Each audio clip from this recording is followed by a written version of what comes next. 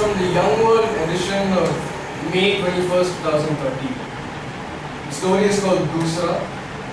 It is about this shoe polish boy on a train who is treated like a beggar but shows that he deserves the respect of any other individual around us. The train started off like a rather reluctant dinosaur and then slowly gathered speed. 12-year-old Mani looked around. Half of the AC chair car of the Interpretive Express was empty. For the first time, he was going to Kolkata to spend 1 month with his Tataya and Amama. He was excited. He had always met his grandparents only when some family marriage and function was taking place, or when they came to spend a few days at his house. He had had to share them with his parents, cousins, and assorted relatives. Now, he would have them all to himself for 30 days. He would get to eat Amamma's payasam, urulu, laddus, and of course the lips smacking, throat tingling, the rasam. And Tataya would be there telling delectable stories of every kind, from horror to humor. He had also formed up plans to go sightseeing and visit the places his neighbor Papa had told him about. He looked at Jeevan Patnaik, his co-passenger and chaperone. Patnaik uncle, his father's colleague in Rourkela steel plant, was a short, fat and balding man with a couple of chins but hardly any neck. He had been given the task of escorting Mani and delivering him safely to his grandparents.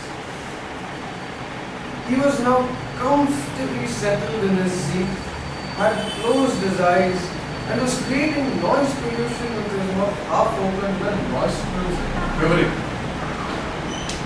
Polish, good polish, chompe, Mani heard a voice. A dark, skinny boy around his age was sitting on the floor looking at him. He had large round eyes, a blob of a nose, buck teeth, and unruly hair. For an instant, he reminded Mani of his best buddy Dawood Khan, except that Khan sported more flesh and was obviously thinner. Sir, can I polish your shoes? Only 5 rupees. I'll make them shine so much you'll be able to see a reflection in your shoes and comb your hair.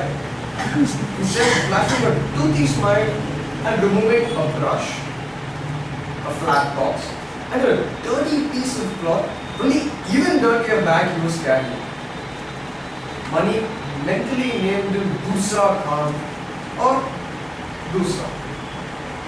Hey you, get up or I'll get up and throw you out. Mani uncle, but apparently been disturbed by Dusra, snapped a dark scowl on his large, fleshy face. Why are you shouting, sir? I am not begging. I am only trying to earn a little bit of money by working hard. Dusra replied. Don't give me all that nonsense. I know you are crying. This good polish business is only an excuse to pick pockets or steal luggage and vanish. Now, are you going to get lost? It's like, what do you want? Dusra started shuffling, and only then did Mani notice that he had only 2 stumps for legs and he was using his hands to propel himself. Uncle, that boy is a cripple. You shouldn't have shouted at him. Listen, young man, I have seen the world. You cannot trust such people. You start taking pity on them and before you know it, half your stuff is gone and you're left standing like a fool. Mani was about to say something, but decided against it. He knew it was no use arguing with someone like Patnaik. He turned back. Dusra was sitting in one corner of the apartment. Their eyes met and the boy flashed his toothy grin as if to say that he knew Mani was on his side. After some time, Patnaik uncle got up apparently to go to the washroom. As Mani watched, he stopped beside Dusra and gave him a point. Dusra shook his head. When Patnaik uncle came back, Mani asked him about the transaction. I offered that scoundrel 2 rupees and he said, I am not a beggar. See the arrogance that fellow has. It is the fault of all these movies which our generation is exposed to. Every street urchin thinks he's a hero. An hour later, the train entered Wada station.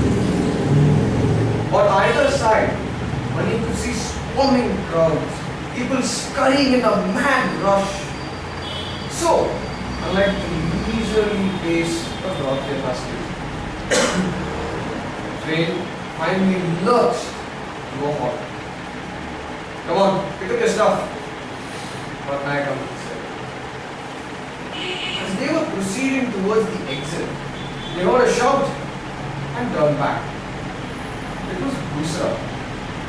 What is it? Snapped Patnaik uncle. You have left your mobile behind, he said, pointing to his left, where the phone was being charged. It took a couple of seconds for Dusra's words to sink in. Patnaik uncle went to his seat, removing the phone and charger and placed them in his pocket. And then, after hesitating for a moment, removed a 50 rupee note from his pocket and offered it to Dusra. Dusra shook his head. No sir, no bakshish. I would be happy to polish your shoes and earn my money. Patnaik uncle looked at him for a moment and then sat down. He removed his shoes and handed them to Dusra. For the next 5 minutes, Manik and Patnaik uncle watched Dusra polish the shoes with great care, like an artist busy with the work of art. Manik glanced at Patnaik uncle a couple of times, but did not see any sign of impatience. Finally, Dusra was done. He handed over the pair of shining shoes to its owner. Patnaik uncle gave him 5 rupee note, which he pocketed with a smart salute. Then, Patnaik uncle did something which got Mani by surprise. He bent down and gently ruffled Dusra's unruly hair. That was it.